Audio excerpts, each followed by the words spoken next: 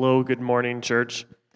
If you've been tracking with us recently, you know we've been talking about the topic and the idea of reconciliation.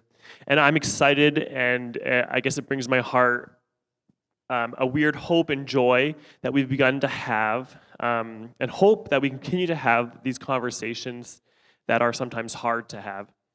It isn't having these conversations and then acting on what we hear and what we learn that I believe we draw closer to God. We work at bringing his kingdom to earth and then actively live out what it means to follow Jesus in the world around us. And so, as has been mentioned, this is our last week on the topic. And when I was kind of asked if I would speak today, at first I was going to talk about my own experience with the sermon series. But then something came up that I couldn't pass on, and it begins with a little bit of a backstory. In early 2020, so like 2 Januaries ago, if you can remember that far back, I met with 2 people from an organization called Safe Families Canada.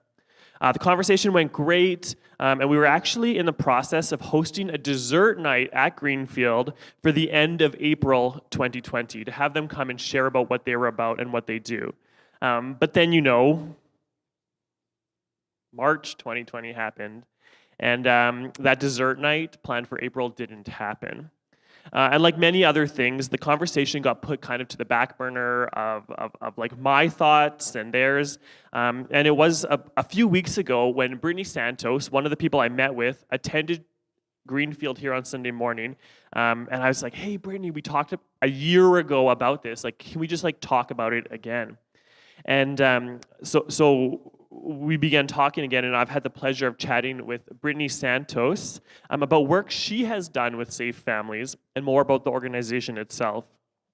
And reflecting on it, one of the exciting things about this conversation is that the work Safe Families does is reconciling work. And I feel it kind of just fits in with what we've been talking about as a church body. It fits with the concept of reconciliation, and it also works with an active understanding of how we can be reconcilers in our community, in our neighborhood, and the world around us. And so while we aren't able to have Safe Families come for a dessert night and talk about the work they do, I was able to sit down in a Zoom call with Brittney and ask about Safe Families and the reconciling work of the organization. So we're going to air that this morning. I hope you enjoy what we talked about. I hope you feel encouraged to take part in some capacity. And I hope you also feel challenged in her challenge where she asks us to work on reconciling the church as a body of believers, our reputation with the neighborhoods around us. You can roll the film. Thank you, Brittney, for being here with us today. I know you've kind of attended Greenfield a couple times in the last month or so, and you're a representative with Safe Families. And so I guess I'm curious, like, can you explain exactly what Safe Families is and what exactly they're about and what they do? Yeah, absolutely. So first of all, thank you so much for having me. When we start the conversation about what Safe Families is exactly, I always like to start it by first answering what is biblical hospitality. And the way that we use the word hospitality nowadays is a little bit different. So the way that we see it being used in the New Testament is it most literally translates to the love of strangers. And certainly throughout Scripture, we're seeing that this is a call for God's people and for followers of Christ. And the other thing that we see that goes along with that is this call to care for the vulnerable. And so, I think, like, even just as I talk about this, one of the books that I love to pull from is the book of James. And James is deeply concerned with the socioeconomic division within the church. And one of the things that he says, it's James chapter 1, verse 27, is religion that the God our Father accepts as pure and faultless is this, that we care for the widows and orphans in their distress, and that we keep ourselves from being polluted by the world. Now, I think in the Christian church, we do a really great job of talking about that second part, which is, how do we keep ourselves from looking like the world? How do we keep ourselves from sounding and looking like those outside of God's kingdom? And it's great, and we should have that conversation. But how are we addressing the first part, which is this call, this very obvious call to care for the vulnerable, specifically the orphans and the widows? And so Safe Families is concerned with this, and we say, okay, so how do we do this? And the way that we respond is both with providing the resources and the process for how churches can actually step into this role of biblical hospitality. It used to be generations ago that the Christian church was really considered the central institution within a community as far as like that social safety net. It was the door that people knocked on, when they were in crisis or when they needed help. And now we're seeing, for a variety of reasons, some on us and some not on us, that government agencies have stepped into these roles. And of course, there are good and bad things to that. But how do we regain our place in our community as an institution and as a partner that's really there to serve our communities? So what does that look like specifically with families in crisis? So again, we're addressing the issues of the plight of the widows and the orphans. Yes. Yeah, so we provide this system, and I'm going to talk a little bit more about that. But just first, I want to answer, what is a family in crisis? And what does that mean within the context of Safe Families? So again, one of these government institutions that have kind of come in as far as social services is Family Protective Services, Children Protective Services. And praise the Lord that we do have foster care and we do have answers for children who are in dangerous situations. But it's not always the answer for the child to be removed from its parents. And that's not always what is most healthy for both the family and the child. And what we also believe is that God's heart is to see families stay together. And I just always want to make sure I'm adding this caveat that we know and we understand that that is not always possible. And that there are situations where children need to be removed from their home because of abuse and neglect. And so those situations, it's obviously heartbreaking, but we really want to address the situations where it can be avoided by just supporting that family. And so that can look like a family who's dealing with incarceration of one of the parents. It can deal with, one of the parents having illness, so they're spending time in the hospital. I have like a big tickle in my throat. I'm not sick. Seasonal allergies. Huh? Yeah. It can look like, it can look like illness. It can look like addictions. It can look like, a mom who is needing to leave her partner or her spouse because of abuse. But it's usually short term. And when it specifically applies to us, it's really the parent who's saying, I need help. And can I voluntarily ask you to take my child or voluntarily ask you to come help me, as opposed to a government agency coming in and enforcing this. So is that kind of the difference there between foster care and the idea of what Safe Families is about? Is that it's temporary and kind of like you said, or do you want to elaborate on that? Absolutely. So it tends to be very short term because if a child needs to be permanently removed from a family, then that tends to fall more within Child Protective Services. And so it tends to just be short term because it's answering a crisis. And it also, one of the great things about Safe Families is it tends to look at the situation holistically. So Child Protective Services or foster care or adoptive care says, obviously there's a lot of things going on with the parents, but we need to remove this child and we need to take care of the child. And not that that's wrong in that context, but Safe Families steps back and says, well, let's look at the entire family and let's look at what you guys are going through and see if we can start addressing some of these things that will allow you to stay together. And so that is really different than foster care, just because of our ability to look at it holistically and our desire to serve everyone in the family.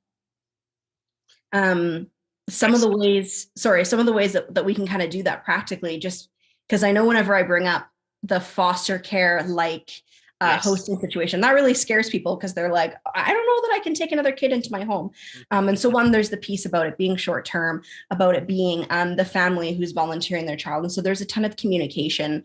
And it feels a lot different when a parent's saying, can you please do this for me, than when they're saying, no, you can't take my child. But also, you have what we call the circle of support.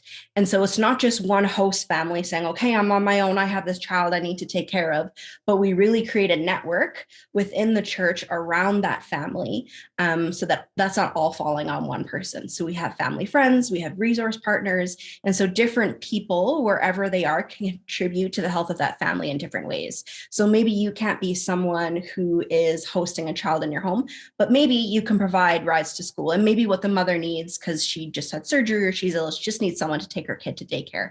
So there's so many different ways to address those situations and that crisis. And we really try and look at the entire picture. Excellent. I know at Greenfield, we've been discussing the concept of reconciliation and how it's kind of been defined as like a reparation of relationships that have either been broken or gone awry, or there's just like tension between. I guess in your experience, and I know you've touched on it a little bit already, but like how do you seen, I guess, the idea of like reconciliation as like God's plan for us in your work with Safe Families? Yeah, so I love to talk about this actually, because reconciliation is my favorite aspect of what we see within Safe Families. And it is very multifaceted. So certainly the way that we see reconciliation happening within families is as different as the individual families that we serve. But there are kind of three big overarching themes that I see. So it's not a short answer, but it's a three-parter. But I mean, we have some time. Yeah. Okay. So the first one is most obvious, and that is the reunification of families.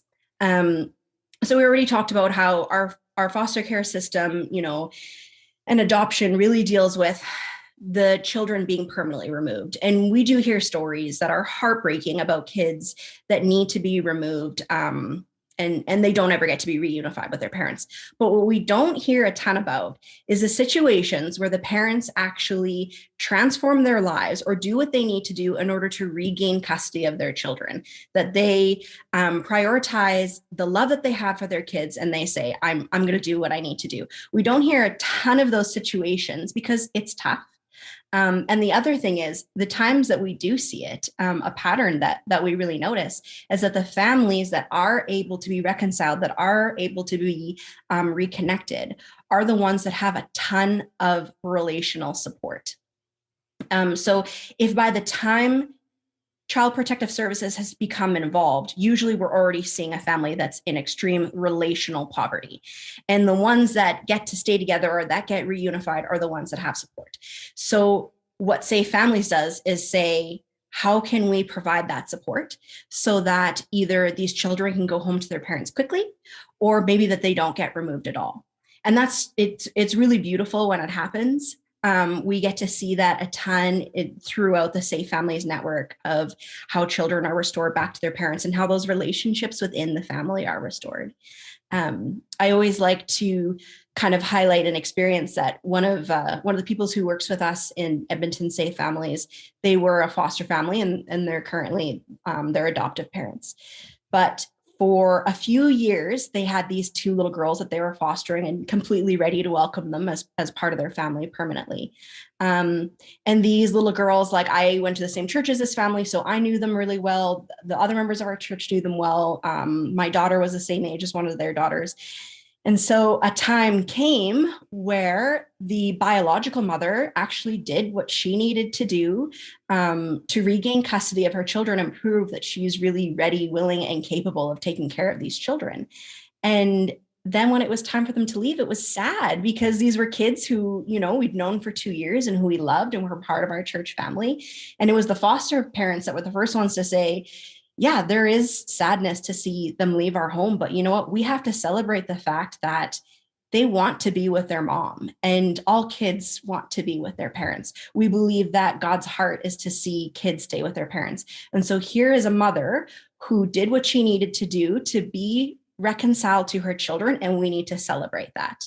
And I'm sure within a typical foster care setting, you'd say goodbye to those children. You would just hope that whatever changes that mother made, that she's able to continue so that she can continue to be in relationship with her kids. But you maybe don't know because you wouldn't see her. Well, in this case, because these foster parents, they're Christian and they deeply believe in Safe Families. They're part of the people who helped us bring the chapter here to Edmonton. they really made it a priority to continue to have a relationship with this mother. So they know that the kids are doing great because they still see them. They still bring her meals whenever she needs a little bit of extra help. They pray for her. They encourage her. The foster mom recently told me that her neighbors, who also had little kids and knew these little girls really well, recently at Easter went and hid eggs all around their house. So this is a mother who not only got to be reconciled to her children, but who's being brought into relationship with her community.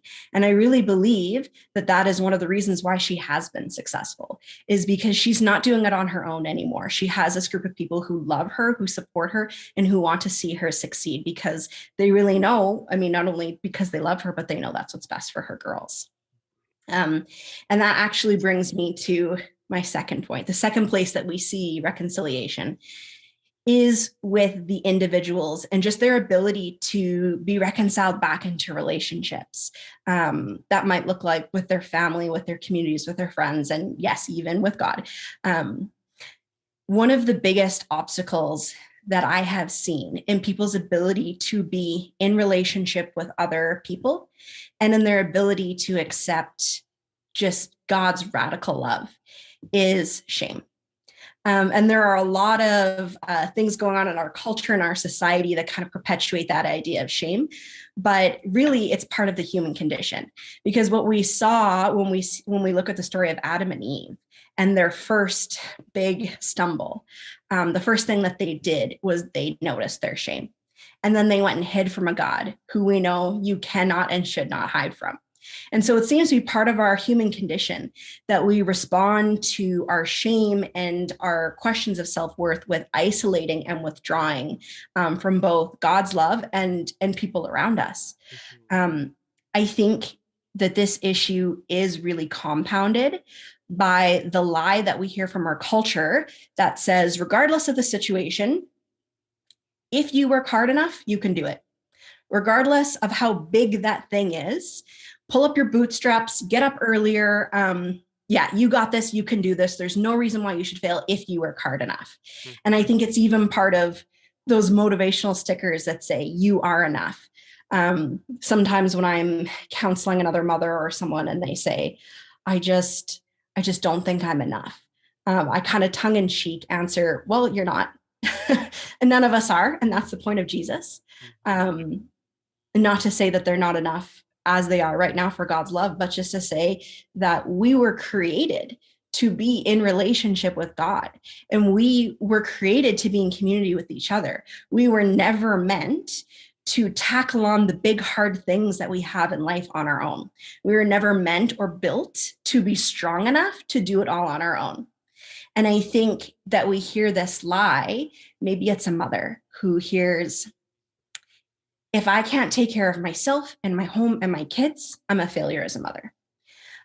Or maybe it's a parent who hears, if I can't financially provide for my children, I'm not a good parent. I'm not a good mom. I'm not a good dad. I think it's the same lie that tells people you can deal with this addiction on your own. You don't need to tell anyone. And in fact, you should keep it a secret. And I think we even see it in the kids that we serve when they say, I believed I needed to be strong for my mom and dad, and that I didn't want to tell anyone that I was hungry, and I didn't want to tell anyone that I was scared.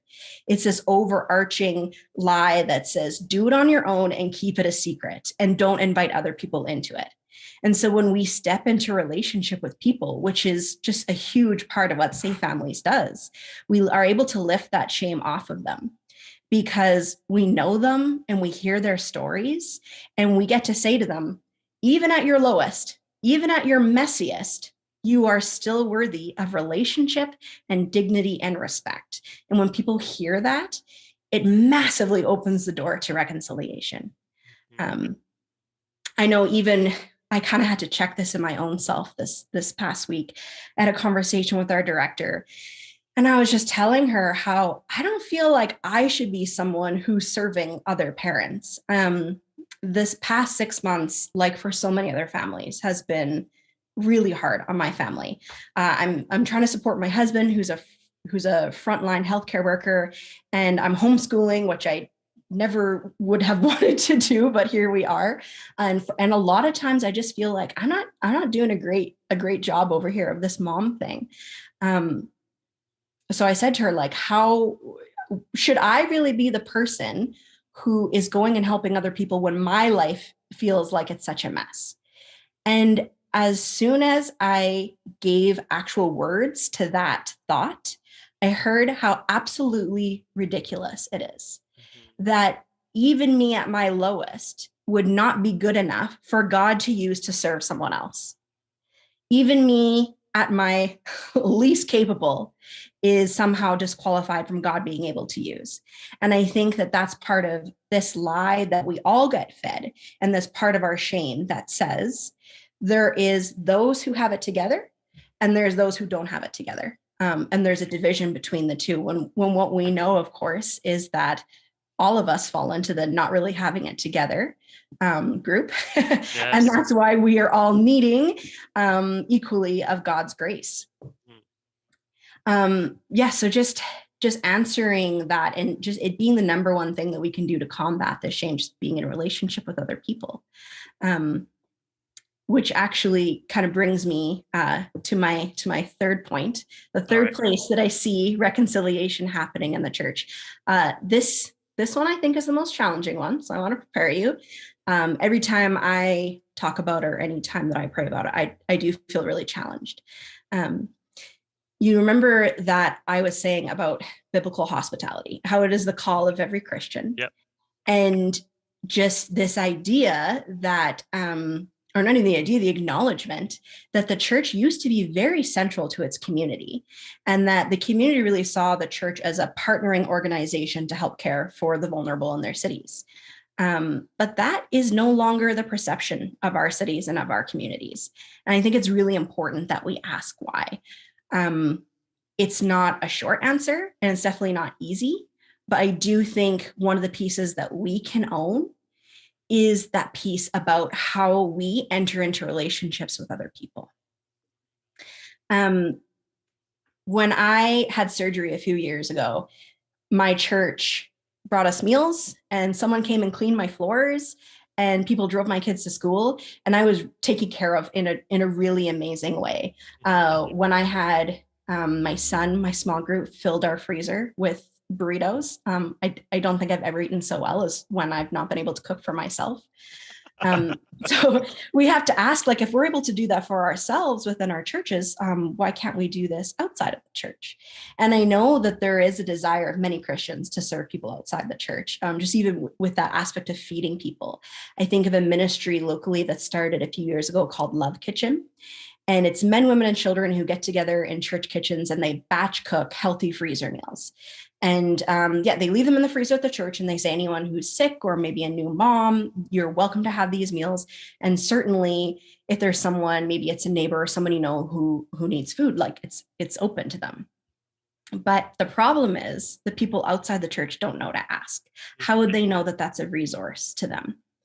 And I also think of a family that recently got referred to Safe Families, or maybe they could have actually approached us. And their situation is that they need to move out of their home very quickly for safety reasons. And so they had a conversation with our director saying, do you just know people who can help us move? That's not exactly what Safe Families is. I mean, certainly we just always want to address whatever the crisis is, but we're not a moving crew. But that's okay, because the body of Christ in Edmonton is incredible, and it's loving, and it's gracious. So we're like, we can find you a church. Like, yeah, we're just going to get on the phone and we're going to find a church who can help you move. But what our director, Elena, said to me is, I just feel so sad that this family didn't think that they could go to whatever Christian church is in their neighborhood, go knock on their door and say, I need help. Could you help me? Because we really think that they would have responded. And certainly with the church that we called up, they're like 100%, like, we're going to get some guys together and we're going to move that family. So when we see this continually happening, that people outside of our communities, outside of our church communities, are saying, I mean, I think you guys really just are there to support yourselves and not us. We have to ask, well, what part do we play in that? I think the answer, or at least a part of the answer, is that for a very long time, we have been telling people through our outreach and through our missions that I want to know you so that I can bring you to church. And just as a quick sidebar on that, I was recently rereading some of the biographies from people who survived the Rwandan genocide. And Rwanda was overwhelmingly a Christian country. And they had said how the Sunday before the genocide, 90% of Rwandans were in church on Sunday. So if you think we just need to get people in the building, I think you're not paying attention. But the piece that we're really missing is that we don't need an outcome to be in relationship with people. We need people to hear us say, you don't need to know Jesus in order for me to love you. And I think a part of that is even our own understanding and belief that while we were still enemies of Christ, he reconciled himself to us.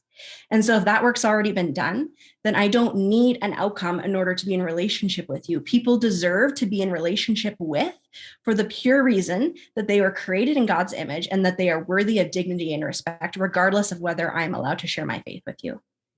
Certainly, I hope that people who are served by our volunteers are seeing, they're just seeing a picture of who Christ is in that.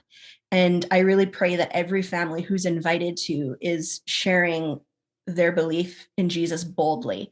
And I pray that people would come to know Jesus through our work. Absolutely. It's,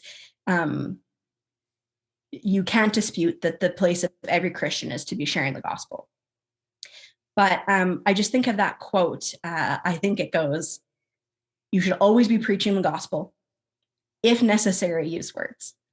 And that's kind of one of the things I like to say when I try and explain to people that Safe Families isn't really an evangelizing mission. It's just a being the hands and feet of Christ's mission, because we really believe that our actions need to speak louder than our words. But even in that, our actions need to take place regardless of whether people are interested in hearing the gospel, just because that's our call, is to love people. Yeah. And I think when we go out and we are really loving people in that Jesus style, radical, bold, countercultural way, I do believe that people will take notice and say what makes this group of people different. And then I think in that we really see the doors open to reconciliation, to our churches, back into our community. Nice. You might not know this about me, but I think I've talked about it when I preached before, but kind of you hear the story that like every pastor has like the same sermon that they just preach in a bunch of different ways over and over and over again. And I feel like, again, I don't preach often, but when I do, it always ends up in this sense of like the church as the body of Christ is a beautiful thing and can do so much. And how do we use that? And just even your stories there kind of makes me think that, again, that the church can be such a beautiful thing. And so why aren't we sometimes? I think that's the challenge that I heard there. Yeah, and like you said, we do generally want to help serve and love people, and so yeah, how do we do a better job at being known, like that Love Kitchen story you talked to us about? I guess my next question for you is Safe Families as like a very practical way we can work at reconciliation in our community and in the world around us. Like if people at Greenfield are interested in maybe getting started or learning more information, what is the process like, and how does it all begin? Yeah, so first I would just say just start by having a conversation with us. Certainly people could get in touch with me, or they can get in touch with Elena Dreger, who's our Edmonton chapter director. And I'll make sure you guys have all of that contact information. Yes. There is a ton of videos that you can watch that have testimonies of families that we've actually served. And I think when you're actually getting to see, there's one, she was a young teenage mother, and this family took in her son, her infant son, so that she could continue to go to school, and just how that was the first time she'd really had a sense of family. I think when you start to hear those stories, you just really catch the vision for Safe Families, because the situations are so different. It's hard to really pinpoint, well, this is exactly who we serve, because we really just want to say, if you're family in crisis, we're here for you. So I would say, watch those videos, get in touch with us, just talk to us about what that would look like. You can follow us on social media because we post testimonies all the time. And we also post where our need is, but spoiler alert, it's everywhere. We have need in all of our areas and all of our volunteer positions. as we continue to be known by our community as social services, we've started to have some social workers refer people to us. The need continues to grow more than the volunteer power we have. So there's really no area within Safe Families that you could step and volunteer that we don't need you. But yeah, I think it's really helpful to kind of hear those places where people are specifically needed. The process for getting involved really depends on how you choose to serve. So again, there's a bunch of different places. So if you're a family friend, you're going to be dealing specifically with a family supporting the parents. There's still some screening. There's a police check with all of our volunteer roles. And there's training. If you're a host family, then there's a home visit and some more training. Everybody is screened. There's police checks. So it is not a lengthy process, but there is a few steps, which is why we always say, if you're interested in being involved, to kind of get that ball rolling before we have a situation where we say we have a family in crisis, we need help. Because at that point, you don't have time to get your police check and to do your home visit. So yeah, it's kind of best to just get that ball rolling if you think God's calling you to be involved. Mm-hmm. That's great. And I know that because we've talked about it before, but there's an opportunity for people who maybe can't host families, because I know everyone's at a different stage of life, and some of us have our own small kids that we can't imagine adding another one at the moment, and some of us have grandkids and we can't imagine adding a kid to the family. And so in what world or what other opportunities exist for those of us who just feasibly at this point in time cannot even house the kid or at this point in time? Does that question make sense? Yeah, absolutely. Okay. So hosting kids is a huge part of what Safe Families does. A huge motivation for us was addressing, specifically in Canada, our foster care system is so overburdened. And it was specifically looking at situations where kids were suffering abuse because parents were in crisis, they needed help, and they entrusted their children to people who ended up not being safe. So certainly a huge part of what we do is creating these places where if parents on an emergency basis need somewhere to put their kids, it's there for them. But there are other places. That some of the ones I want to highlight are the family friend. So for example, we had a mother who was recently referred to us, and she had to have an emergency C-section. So one, she needed someone for her toddler to go while she wanted to give birth. But also this was a person who, being in relational poverty, she didn't have anyone she could ask. And imagine not having a friend or a family member who could watch your son for the evening. So then the family friend's job was to just go and support that mother and find out on what other areas that she really needed support. And one of them is just, as we know, all mothers in postpartum period just need to be in community and to not experience isolation that comes along with having a newborn. There are people who are able to provide some of her practical needs of just where's the baby going to sleep and what types of things can we get you. So there's that resource partner, and that's the one who would come in and help the host family. So if I'm someone who said, well, I have the time and I have the space to host you, but to be honest, I don't know that I could afford an extra pack of diapers. Well, I might have a resource friend who'd come in and say, I can't take care of the child, but I can buy you diapers. I can bring you dinner every night. And so, yeah, just this idea that it's never just, we're going to solve just this one problem. We're going to look at it holistically, and we're going to make sure that no one's doing it alone. And that doesn't just go for the family in crisis, that goes for the volunteers as well.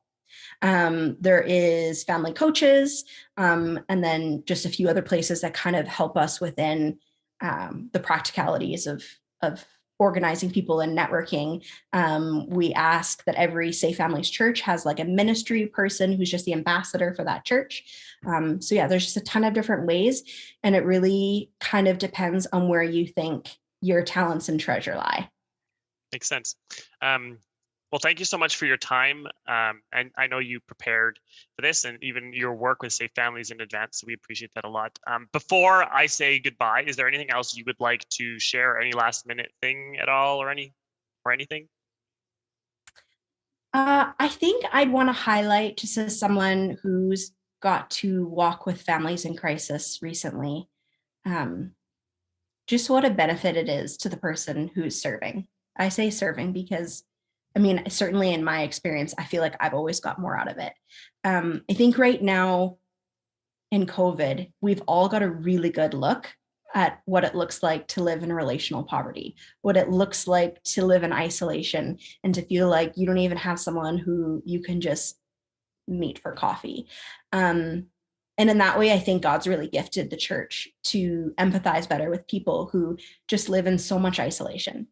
And yeah, again, just a lot of the people that we serve, they're facing issues that anyone could come across, but if they had a mom or a sister or a best friend who'd come and help them, then it wouldn't be a crisis. And so when we step into these roles, I think we really see how much in common we have with these people. And that's that piece about relationships again, man, that we really see how much we have in common. And I think it helps us really identify in ourselves where we need to be humbled. Like I said, when I was in surgery and I had someone who came up and was like, I'm here to wash your floors. My first thought was like, oh my gosh, she's going to see how dirty my floors are.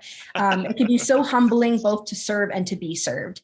And so I just really want to encourage people that if God's really placing on your heart to acknowledge that this need for a relationship and to acknowledge that a big part of what the Christian church does is just to be in relationship with people, how beneficial it is to serve others and just really what that does for our own heart.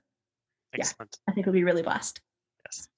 Again, thank you very much for your time and your passion. I appreciate it greatly. Thanks.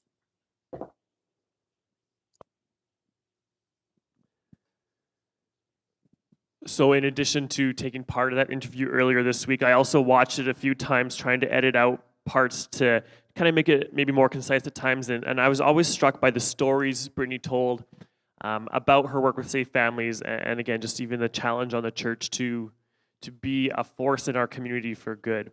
And so I hope you found solace in her stories and also challenge in her words. Would you guys like to pray with me before we close our service? Dear Lord, thank you for Brittney and for Safe Families and for their desire to see families reconciled back with one another. Lord, a concept she used a lot was this idea of relational poverty. And I guess just may you help us be better at addressing the relational poverty in the world around us. Help us to actively work at being agents of reconciliation in our communities, in our neighborhoods, in our workplaces, in our schools, in our friend groups, and everywhere we may be. Amen.